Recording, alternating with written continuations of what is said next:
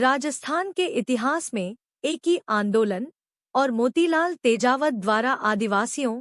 मुख्यतः भील और गरासिया, के हक में उठाई गई 21 सूत्री मांगों का पत्र, मेवाड़ की पुकार, किसान और आदिवासी जागृति का एक अत्यंत महत्वपूर्ण अध्याय है।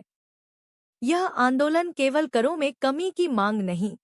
बल्कि 1921 में भौमट, मगरा और मेरवाड़ा जैसे क्षेत्रों में प्रचलित अत्यधिक लगान, अपमानजनक बेगार प्रथा, वन अधिकारों पर कड़े प्रतिबंध और सामंती दमनकारी नीतियों के विरुद्ध चित्तौड़गढ़ के मातृकुंडिया से शुरू हुआ एक संगठित विद्रोह था।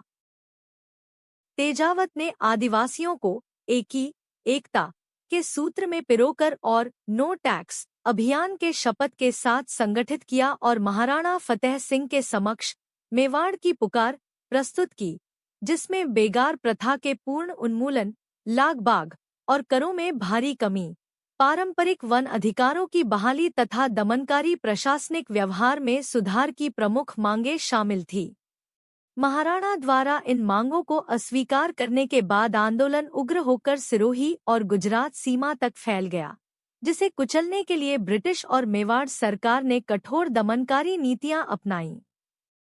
इसी क्रम में 7 मार्च 1922 को भीषण नीमड़ा हत्याकांड हुआ, जहां ब्रिटिश फौज की अंधाधुंध गोलियों से लगभग 1200 आदिवासी शहीद हुए और अंततः 1929 में तेजावत को गिरफ्तार कर लिया गया। यद्यपि अधिकांश मांगें तत्कालीन रूप से स्वीकार नहीं की गईं, लेकिन इस आंदोलन ने आदिवासी समुदाय में अभूतपूर्व सामाजिक व राजनीतिक चेतना जगाई, उन्हें राष्ट्रीय आंदोलन और महात्मा गांधी अर्थात गांधी बाबा से जोड़ा